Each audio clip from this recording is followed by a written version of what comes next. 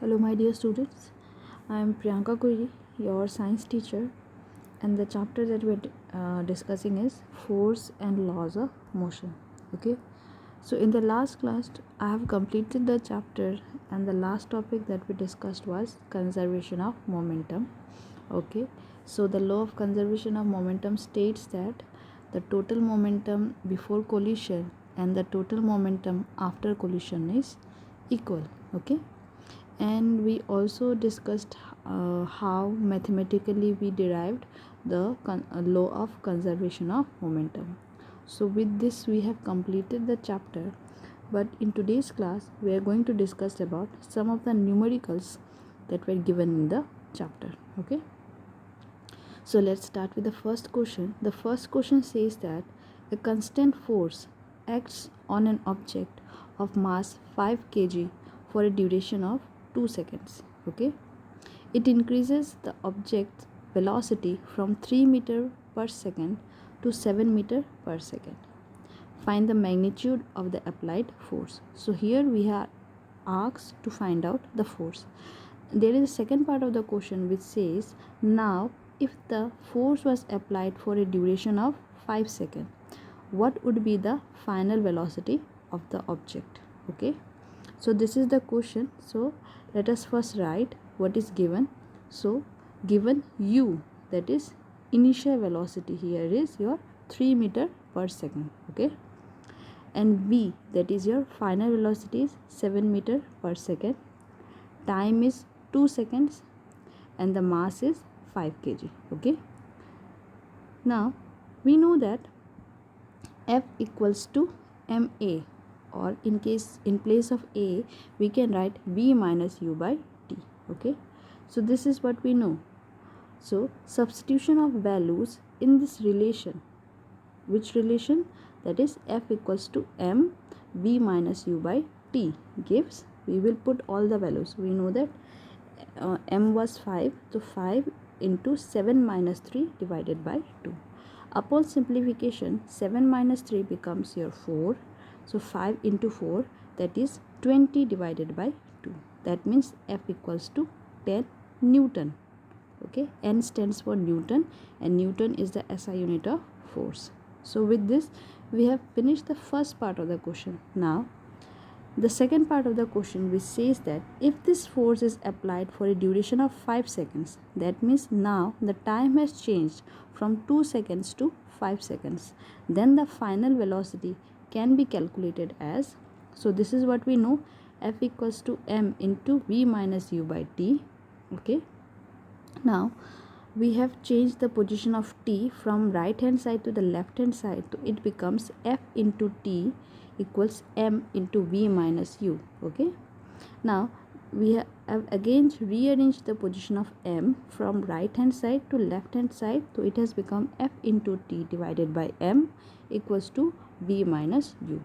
Okay, now we need to find the v. So keeping v on the left hand side, we have rearranged the position of u, so it becomes u plus F into t by m. Okay, on substituting the values of u, f, m and t, we get the final velocity as v equals to u, as you know, is 3 plus 10 into 5 into 5. 10 into 5 divided by 5. So this 5 5's get cancelled. So what we are left with, v equals to 3 plus 10, that is 13 meter per second. Thus the final velocity is 13 meter per second. So this is how you have to approach the numerical and solve it. Okay, I hope it is clear.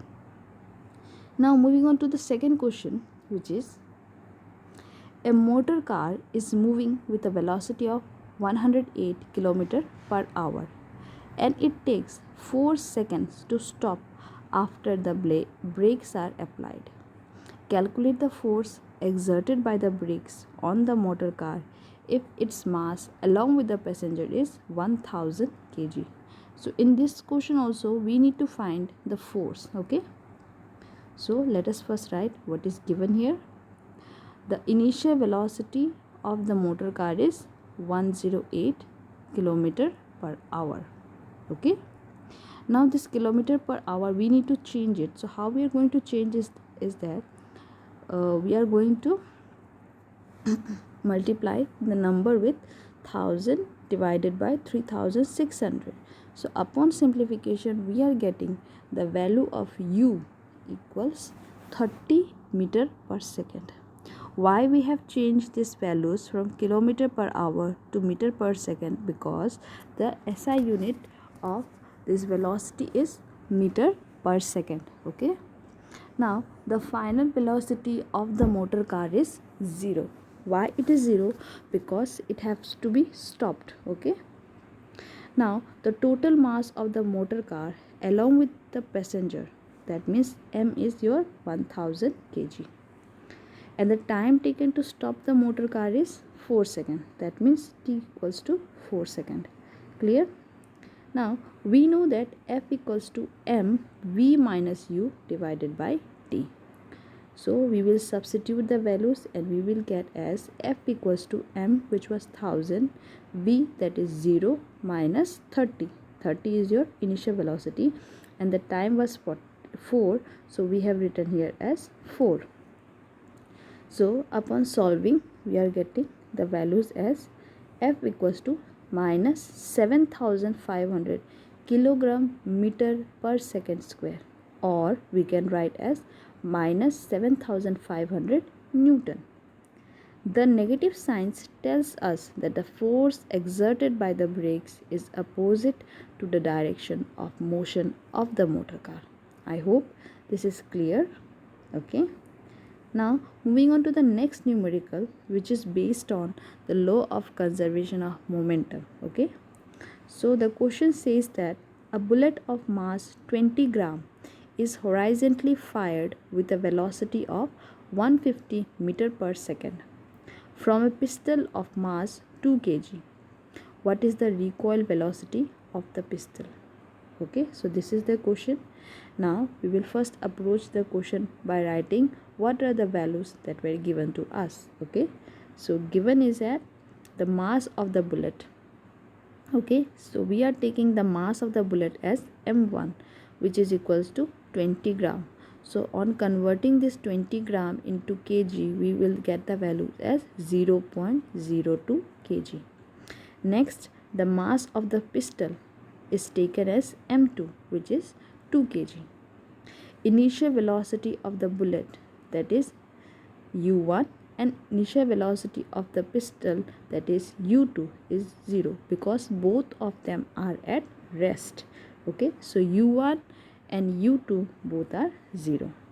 The final velocity of the bullet, which is taken as b1, is 150 meter per second. Please mind the positive sign here. The direction of the bullet is taken from left to right. Okay, that is why the velocity of the bullet is taken as plus 150 meter per second. Okay. Next, let v be the recoil velocity of the pistol. Okay.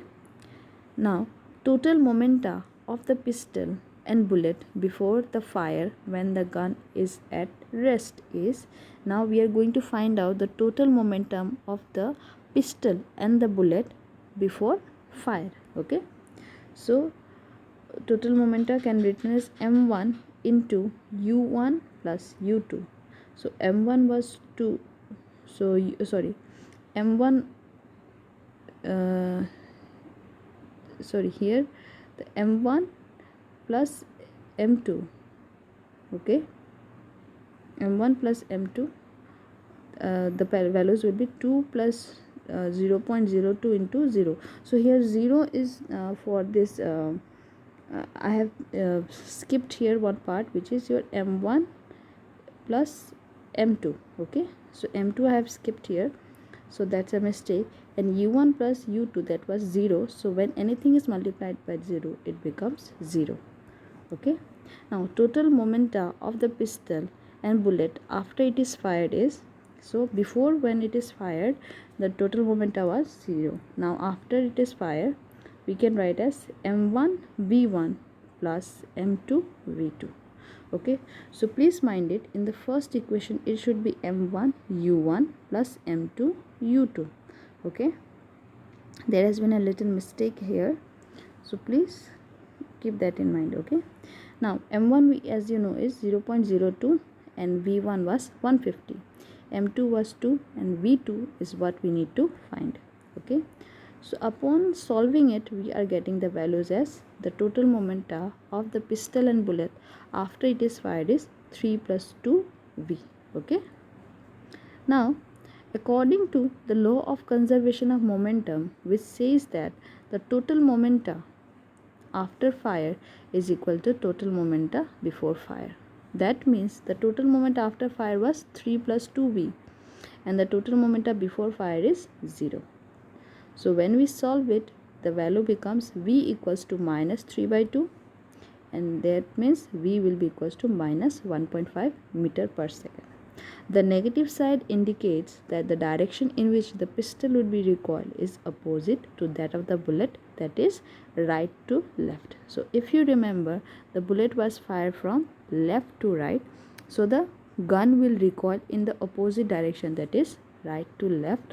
For that reason the negative sign appears. Okay, I hope it is clear. Now with this we have completed this chapter. I have discussed all the concepts and I have also discussed some of the numericals. Okay, so that's all from this chapter. Thank you so much.